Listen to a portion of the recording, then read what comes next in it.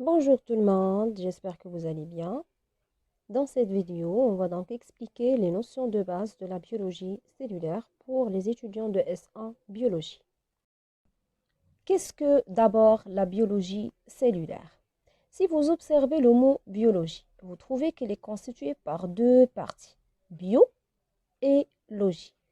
Le mot bio veut dire vie et le mot logie signifie science. Donc, au total, biologie, c'est la science de la vie. Et le mot cellulaire provient de la cellule. C'est un adjectif du nom cellule. Al-Khaliya bil-lughati al-arabiyya. Donc, qu'est-ce que la biologie cellulaire? C'est la science qui s'intéresse à l'étude des cellules. Ou bien, on peut dire aussi que c'est la science qui étudie la cellule. J'ai mis ici entre deux parenthèses une lettre C avec une petite barre pour que vous aidez à écrire le mot cellule. Bien sûr, je m'adresse aux étudiants de la fac pour écrire le mot cellule en abréviation. Rappelez-vous que la cellule, normalement, c'est un pilier de la vie. Pourquoi on dit qu'il représente l'un des piliers de la vie? Parce qu'il représente l'unité fondamentale de l'être vivant. Et qu'est-ce qu'un être vivant? Tout simplement, c'est un être qui est en vie. Et pour donner la capacité de vie à un être, il faut qu'il ait la capacité de réaliser ces trois fonctions: se nourrir, respirer et se reproduire. Donc, pour qu'un être vivant ait la capacité de vie, il faut qu'il réalise ces trois fonctions: وظيفة تغذية، وظيفة تنفس، وظيفة تكاثر أو التولد، لكي يكون لدينا الحق وصفه بكائن حي. Vous faites attention, on ne peut pas dire être non vivant. Donc, mais on la remplace par la partie non vivante. Je cite à titre d'exemple des éléments qui appartiennent à cette partie non vivante, comme par exemple l'eau, ou bien l'air, ou bien le sol.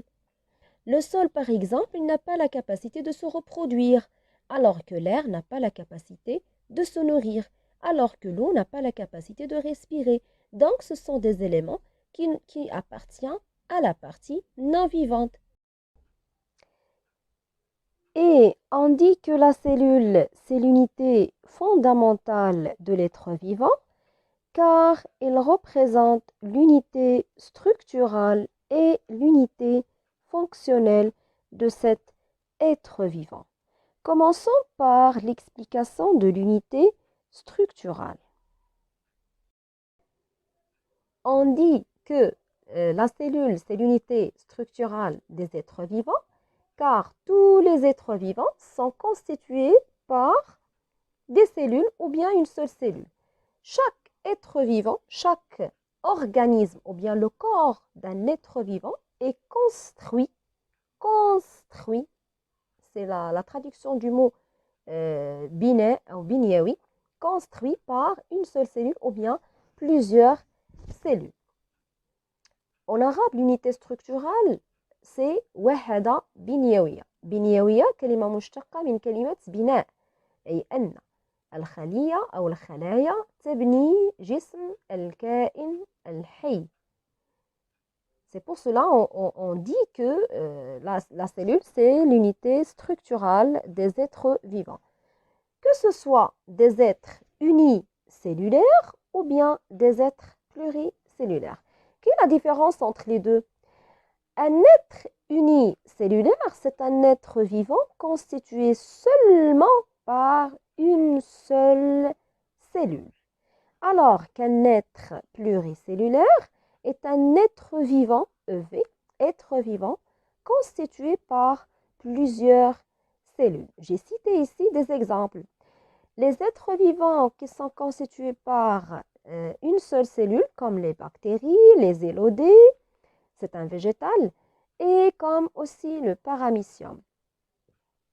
Ce sont des exemples que vous avez déjà eu l'occasion de les voir dans les programmes du lycée ou bien du collège.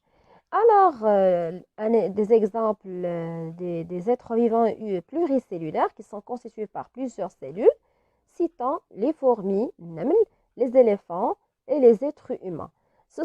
Les trois sont des êtres vivants pluricellulaires, c'est-à-dire ils sont constitués par plusieurs cellules. Donc, que ce soit un éléphant ou bien la bactérie, ce sont des êtres constitués par des cellules. C'est pour cela qu'on dit que la cellule, c'est l'unité structurale de tous les êtres vivants ou bien de l'organisme des êtres vivants. Et pour savoir comment la cellule arrive à construire un organisme ou bien le corps des êtres vivants, prenons ce petit schéma. La cellule, normalement, c'est l'unité de base pour construire un organisme. Plusieurs cellules, normalement, donnent un tissu, ce qu'on appelle en arabe les siges. Et plusieurs cellules donnent ce qu'on appelle organes, عضو. Et plusieurs organes dans ce qu'on appelle système, جهاز.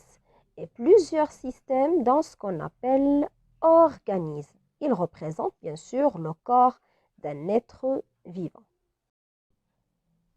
Passons maintenant à la particularité numéro 2 de la cellule. C'est l'unité fonctionnelle. On dit que la cellule, c'est l'unité fonctionnelle. Pourquoi? Parce que toutes les fonctions des êtres vivants sont faites par les cellules. Vous vous rappelez des fonctions d'un être vivant? Ce sont les trois que j'ai déjà mentionnées en haut. La nutrition, la respiration, la reproduction. Bien sûr, ce sont les fonctions primordiales de la vie. Mais il y a d'autres fonctions de l'être vivant, bien sûr. Donc, ces trois fonctions qui donnent la vie à l'être vivant sont faites par des cellules. C'est pour cela qu'on dit que la cellule, c'est l'unité fonctionnelle. En arabe, on dit وحدة وظيفية.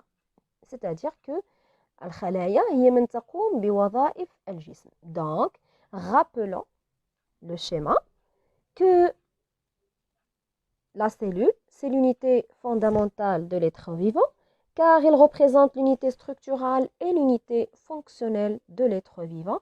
Et si j'ai essayé de mentionner des éclaircissements et des exemples au niveau de mon schéma, vous trouvez ce schéma-là dans la page Facebook Kautar Bio. Merci, à bientôt dans une autre vidéo.